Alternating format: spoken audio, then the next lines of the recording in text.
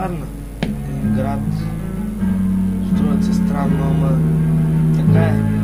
Доста по-различен от преди. Си мисля, че е същия, защото няма нищо общо. Нито кухите, нито хората.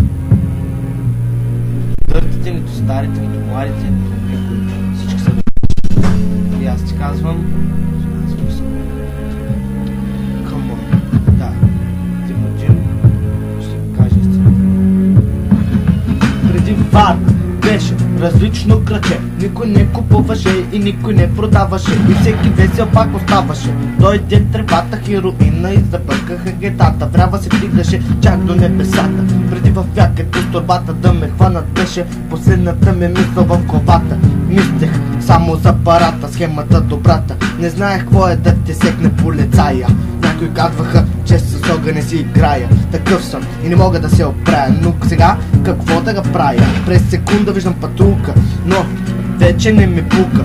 Дните на голямата параноя ме изкараха от строя. Всеки луд с номер си. Това важи за всички, защото няма нормален човек замесен в мръсните игрички. Старите газари бяха на панички, сега газарите са на бутлички. Идеал за всички пички. Преди стари дилари, тревари, сега лайнари, печатари. Не знаят какво са взели, какво са дали от играта, какво сте разбрали, лайнари.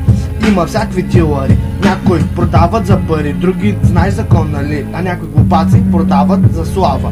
Работата им, да ти кажа честно, е доста слаба. Ако искаш да си известен, не дей дилър става. Не дей гледай големите. Те започнаха това в тази държава, затова всеки ги познава.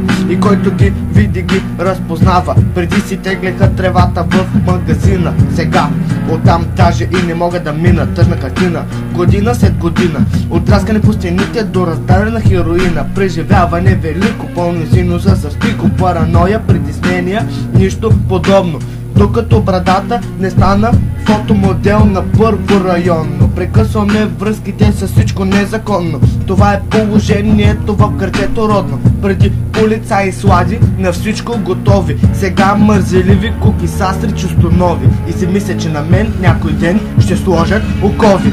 Не, ние не сме от одруживковите роби. Правилата са различни, улиците са строги. Когато бяхме малки, обръщахме с водката шишетата. Сега направо на херинга скачат пришлеметата. Вместо педалите на колелетата, сега въртят масетата. С всяка изминала година работата става все по-непредвидима. Колко още има? Се питам, реалност, жертви взима. И скоро ще почнат да вадят патлаци варненските първолаци. Маци, ела тука, да видиш къде е гетото, къде е Богука. Тимотин не умира от скука.